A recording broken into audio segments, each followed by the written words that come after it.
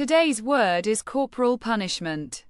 It means the physical punishment of people, especially of children, by hitting or beating. Here are two examples using this word. Many countries have banned corporal punishment in schools, deeming it an ineffective and harmful form of discipline.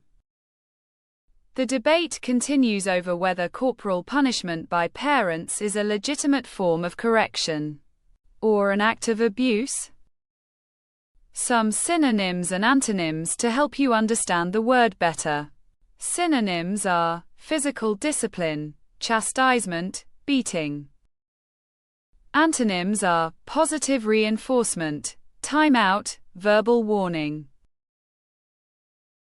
If you found this helpful, please subscribe, like this video, and hit the bell icon for more daily vocabulary words.